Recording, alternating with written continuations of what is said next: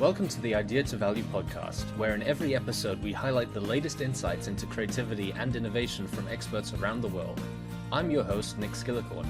I care about the evidence behind what makes ideas happen, and I've already helped thousands of people just like you through my unique insights into recent scientific findings of how creativity works. I also show you how to turbocharge innovation programs so they finally deliver on the value and ideas you've been struggling to execute.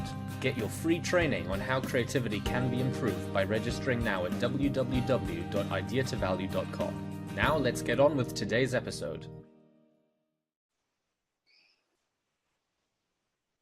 Hello, everyone, and welcome to another episode of the Idea to Value podcast. I'm very happy to have Scott Kirsner with us today. He's the CEO of Innovation Leader, a innovation-focused research firm and events company out of Boston in the US. And today we're going to be talking about what's actually happening out there in the world of innovation managers, in the world of innovation management, and people focused on innovation. Scott, it's lovely having you with us today. Well, thanks for inviting me onto the podcast. Scott, for people who don't know much about you or about Innovation Leader, can you just give us a little bit of background as to how you got started and what your focus is? Sure thing. I spent my career as a journalist, and so I was writing a lot about innovation in the startup ecosystem and also innovation in larger companies. For a long time, I was a contributing editor at Wired and Fast Company. I wrote about technology for the New York Times, was out in California for a while covering the entertainment industry and sort of how Netflix and iTunes and YouTube were disrupting entertainment, writing for Variety and The Hollywood Reporter. So I just love being out there and kind of understanding trends and new dynamics, whether it's happening in the startup space or it's happening in larger companies. And then in 2013, two friends and I got together and co-founded Innovation Leader. And the premise was basically just, let's produce content and do research for people in big organizations who have innovation as a big part of their jobs. And so you don't necessarily need to have innovation in your title and be the VP of innovation. Our readership, some of them are in IT groups or emerging technology groups. Some of them are in human resources. Some might be in marketing or research and development, but the common thread is that they're all in some way responsible for new ideas and driving new growth in their companies. And we're trying to publish information for them and also put on events for them that ideally make their jobs easier. And one of the new pieces of research which I wanted to get your feedback on today is apparently you've done some research on these innovation managers and innovation leaders within companies, what their main activities are, and also what happens to them after they finish their role there. Can you give us some insights about what you guys found?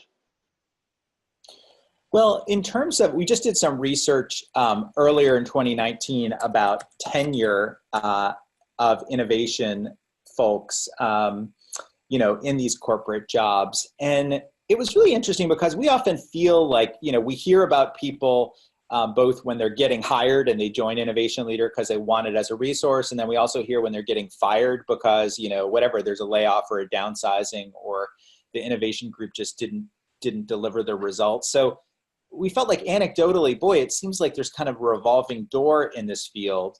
So we wanted to do a little research and see what does average tenure actually look like. And it turned out to be longer than we thought. At the VP level, we looked at about 150 LinkedIn profiles and saw people on average staying in VP level jobs for like 5.25 years, staying in director level jobs for about 4.25 years on average. So tenure turned out to be longer than we thought. But the interesting thing from that research was actually, well, what do people do after they've had a job in corporate innovation? And the two top answers were they either go into consulting or they go into entrepreneurship. You see that happening more than like, hey, I was at Shell Oil and an innovation role, and now I'm going to go to ExxonMobil in an innovation role. You see a lot of movement into consulting and a lot of movement into entrepreneurship. And I think there are probably a bunch of reasons behind that, but the entrepreneurship thing is like, hey, I want to actually innovate with few constraints and fewer meetings on me. And so let me go join a startup or found my own company. Has there been any sort of research or insights as to whether or not they're more likely to be successful because of their background in innovation, or is there just not enough time or data to have a look at that yet? Well, yeah, we haven't asked about success yet, but one thing we did ask, just kind of to drill down a little bit more into these job moves, was we asked people anonymously, why did you change jobs? And we saw that about 65% are doing it voluntarily, but about 20% will admit that it was not voluntary, that their job was eliminated, they were part of a layoff. And a little more than 11% will say that the whole innovation group was shut down. And that's interesting. I don't know that I would call it worrisome, but it's just sort of a fact of life, that a lot of these innovation initiatives in big companies, they're started with a huge amount of fanfare. And my read is that in 2 or 3 years, if they haven't really developed something that a CEO or a CFO would say is tangible results, they're kind of on the chopping block. I don't know if you would agree, but like the time frame. I mean, absolutely. For publicly traded companies, like 3 years is like a long time in their mindset. Yeah, I actually just published an article on innovation theater and how so often these large innovation projects or facilities are launched to show that a company is doing innovation, but without any actual structure behind it to facilitate either the ideas getting out of the idea stage, or the few that do actually make it to pilot actually being integrated into the core business again.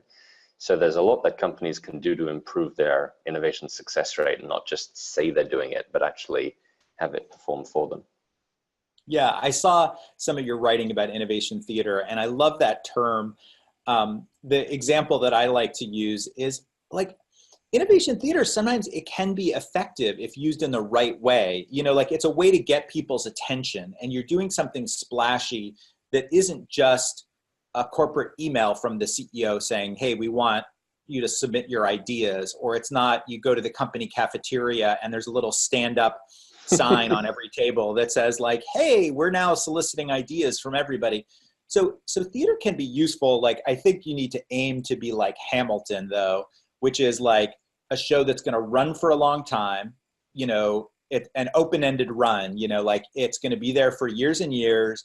There's going to be troops around the world going to Australia, going to London, going to Chicago, going to New York. You got to think about this as a long-term game. So I'm not totally anti-innovation theater. I just think you don't want to be one of those shows that opens on Broadway on Monday and closes by Friday. Absolutely. I mean, we could talk about that for ages and ages, but I'm actually really, really excited to talk with you about a different piece of research that I saw coming out of your group. It's about innovation portfolios and about something we at Deloitte call the ambition matrix. So what proportion of your investment is in incremental innovation that's meant to deliver quite soon? What proportion is really transformational, that's going to change the business and maybe might take a little bit longer? And what proportion is adjacent innovation that is in the sort of interim time frame? Can you just let us know what historically has been seen as best practice and what you guys found from the research that you did? What people told us was that, again, we were asking people with innovation and R&D and strategy in their titles, often people who run some kind of innovation lab or an R&D center at their company, and they said they were at about 50% incremental, 28% adjacent, and 23% transformational. So that's really, different from some of the recommendations, which are like often 70, 20, 10. I don't know how you guys talk about the breakdown. But the second way to ask it would be more like, how do people really spend their time at your company? If you thought overall about the CEO on down to the frontline worker, what percentage of time at your company is really dedicated to those three horizons? And like, if you asked it that way, I don't think people would say like 23% of everybody's time on a daily basis is spent thinking about, flying cars and a world where everything is wind powered and, we're all gonna, have brain implants that read each other's thoughts, and how does that affect our business? Absolutely. I mean, don't misquote me or anything, but I think the 70-20-10 split, where the recommendation is you spend 70% of your focus, investment, time, resources, whatever it is, on incremental innovation, 20% on adjacent, and 10% on transformational. The main source of that was a Harvard Business Review article, if I'm not mistaken. And that just seems to be what everyone in the innovation industry has taken as gospel. So it's really interesting to see the research you guys have found as to what's actually happening, or at least being reported on the ground, and how that's also quite different between different industries. Yeah, and I think that, what we found, there's a lot of validity to it if you acknowledge that, like, we're asking the people whose day job is running a group of people who innovate. And I think you could legitimately say, well, hey, maybe 50% of their time is working with today's business units and product groups on line extensions and incremental improvements. Maybe about 30% of their time is adjacent, related products and bolt-ons and, a new store format, like the micro urban store for a big box retailer. And maybe 23% of their time really is spent on investing in startups and exploring this more disruptive stuff. I think that, the other interesting dynamic is, does this time allocation change based on what's happening in the economy? And we had a really interesting breakfast discussion here in Boston, where we're based, in January of this year, where we had 25 corporate innovators, mostly based here in the Boston area. And, recession or slower growth in 2019 was on their minds. And I think the first place people expect changes is, does the focus really go to incremental stuff and near term, hey, can you help me redesign a process or cut some costs or create some new efficiency this quarter, or can you give me a slightly better package, new and improved kind of offering that I can take to market next quarter? So it's interesting to think about, how does that mix change in boom times and in tougher times too? And is that what you found, that the more people are pressed for immediate results, that they do actually focus on incremental? That was some of the discussion. I mean, this is a much more qualitative discussion that I'm talking about at this breakfast gathering we did. I mean, there's some people who threw out the idea that, look, when there's turmoil and you have a national recession or a global recession and, a lot of change in the markets, it really does create opportunities. And you see a lot of startups being founded then to say, like, hey, people have suddenly stopped doing X and they're now doing Y, and let's pursue that behavior change or pursue that emergent technology or just new way of living, working, having fun. And I think there were some ideas that, well, big companies could take advantage of those changes too. And you actually could do some really interesting adjacent or transformational stuff, even in tighter economic times, that consumers are almost primed for change or primed to look at different solutions. And I think if you played your cards right in a big company, and tell me if you disagree with this, you could make the case that, like, hey, look, the game of incrementally raising our prices with a new release of our product 5% and hoping that we'll just sell more of it at a higher margin, like, that just doesn't work in recessionary times. And we actually need, we need a different strategy. And it could be launching experiments in total white spaces, or launching experiments with customer groups that just don't buy from us today, or totally digital products when we're a very paper-based face-to-face company today. I don't know if you would agree with some of that or all of that. I definitely think there's a different approach between startups and corporates. I think startups are somehow blessed by the fact that they only usually really have one major offering, and they might add a lot of new features to that offering, but they've got one core offering that they're still trying to figure out themselves as to what's going to be the best value proposition. Whereas corporates, usually they've got a multitude of offerings that have been well established and perfected over time, and there's less of an incentive to break what's working. Don't Yeah. fix it if it ain't broke. But what I also see is that a lot of people, especially in the media, they just say, oh, if a corporation wants to innovate, all they need to do is get inspired by startups. And that doesn't actually work either. What's your view on that? That there's a lot of snake oil being sold, by the media and by some consultancies and startup accelerators, where it's like, hey, go to Silicon Valley and come to our demo day or hang out in our incubator and be around startups. And like, there's not a lot of stuff that is transferable from the startup world into the corporate world. Some of the stuff that I actually think is most transferable are like tools and methodologies for building stuff fast. You know what I mean? Like the lean startup approach, agile. There's some things that startups gravitate to, Slack, Google Docs, some things that just startups love because it makes collaboration really easily and it makes building stuff fast really simple. And so I think that stuff is transferable. But like if you go to the startup culture and you're like, oh yeah, everybody's happy having a different job every day of the week and having the strategy change every third day of the week. And like, yeah, that works great in a 10-person company like Innovation Leader, where you can communicate to all 10 people, get them in a room. Like it doesn't work as well if you're GE or if you're, Marks and Spencer or you're AECom or one of these giant, multinational companies where it takes you 6 months to communicate any strategy change. So I think there's a lot of snake oil that's been sold on the like big companies can learn from startups or should hang around startups for any reason. Yeah, that's my belief. And what else is sort of on your mind as far as innovation goes? What sort of research have you found really interesting recently, or what sort of projects are you working on around helping corporates actually get the most out of their innovation efforts? Yeah, it's a good question. What are we thinking about right now? One thing related to the tenure stuff that we talked about is like, well, how do you make this a real career path? And what does it look like if it's handled right in a big company?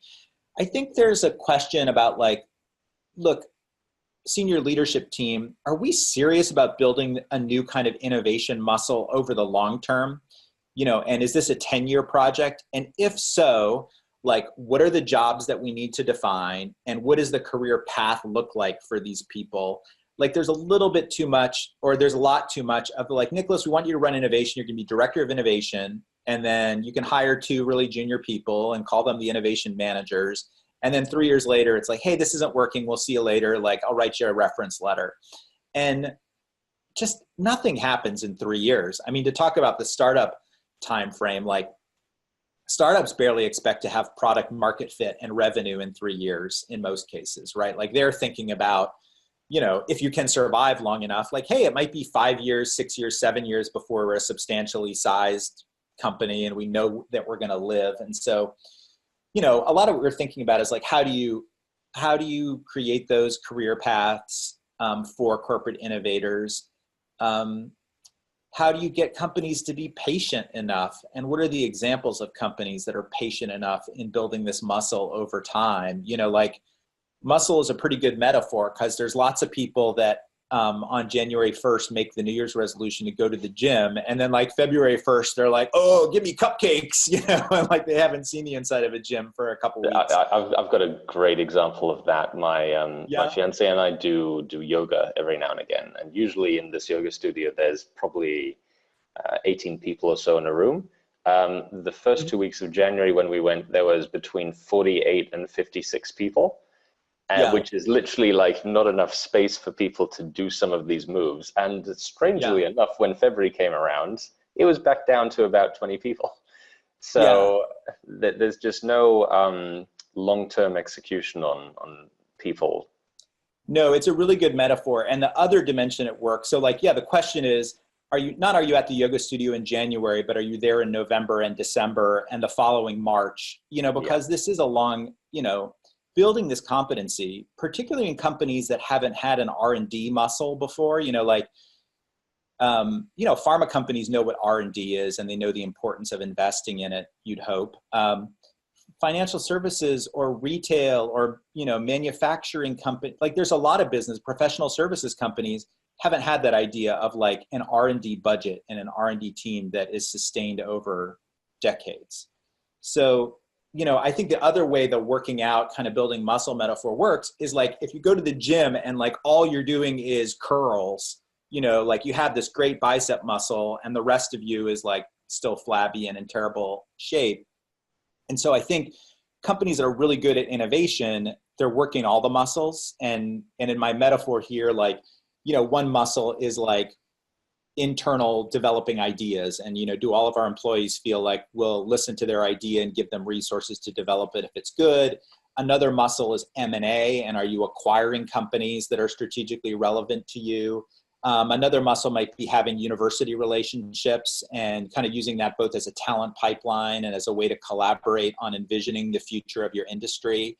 Another muscle might be investing in or partnering with startups so that you have some visibility into how they work and kind of what opportunities they're chasing.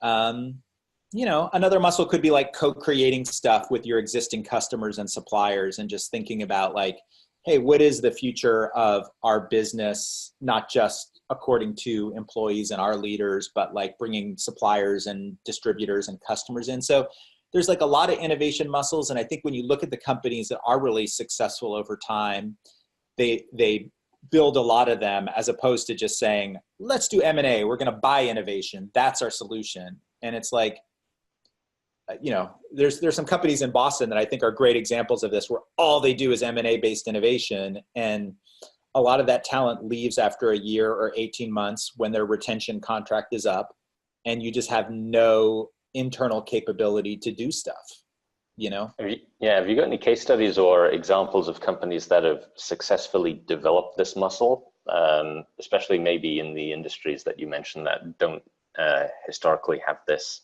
innovation R&D focus? Yeah, it's a good question. Some examples that I like are, companies like USAA and financial services here has been really good at a lot of different things. We've done some coverage of them. Fidelity Investments is a great one where, they do a lot of collaborating with startups and participating with accelerator programs, but they also do their own really good incubation of ideas, like letting a startup team form inside Fidelity and really pursuing an idea like a startup would, like not letting an executive come in and Bigfoot all over it and say, this idea is terrible, stop working on it, like often happens in many big companies. Disney is another great example of innovation over time and realizing that sometimes you got to buy it, like they bought Pixar and like they bought Lucasfilm, and with Walt Disney Imagineering, sometimes you got to build it yourself or build it in collaboration with partners, realizing the importance of talent and attracting the best talent. And I think Google is a more modern example of a company that's building a lot of different kinds of innovation muscle. It's not a young company anymore. It's almost 20 years old. Some of this stuff doesn't pay off overnight, and the whole Google X, or I think now it's just called X, that whole Skunkworks division, like we haven't yet seen the giant businesses come out of that, but like, they're still at it. We had a guy come to one of our conferences last year who's running their drone delivery, business that kind of spun out of Google X, and like, they are pretty focused and pretty serious about like, let's find some business cases where drones are going to make sense, and let's understand the consumer needs and expectations around all these types of products that a drone could potentially deliver to your house. So there's just a couple off-the-cuff examples. Scott, it's been wonderful speaking with you today. I need to get ready because I'm about to go to a client site. But if people want to find out more about Innovation Leader, about yourself, and about the work that you guys do, what's the best way that they can find out more? Well, I'm glad that somebody, first of all, is doing some real work today. So good luck. Our website is innovationleader.com. There's an email newsletter that folks can sign up for. And on Twitter, we are at InnoLead. They can also follow us on LinkedIn. And I should mention, because, I held up this and, we like doing stuff on paper. And so when you visit the website too, there are ways to sign up to get our print magazines and other paper mailings if you still read in the ink on dead trees format. Scott, it's been wonderful having you here. And yeah, I look forward to speaking again with you soon. All right. Thanks, Nicholas. Appreciate it. Thank you so much for listening. If you liked it, please like, share, and subscribe, and leave me a comment about what you thought and what you'd like to see more about. If you want to take your creativity and innovation capabilities to the next level, then invest in yourself with the premium training only available at ideatovalue.com. These exclusive training modules have all been put together by me, Nick Skillicorn, and have been used by thousands of artists, innovation leaders, and CEOs to become better at understanding the source of their creativity and executing on their innovation ambitions. And there is no risk to you, as they are backed by our money-back guarantee. Now, don't forget to go out there and make your ideas a reality. See you again soon.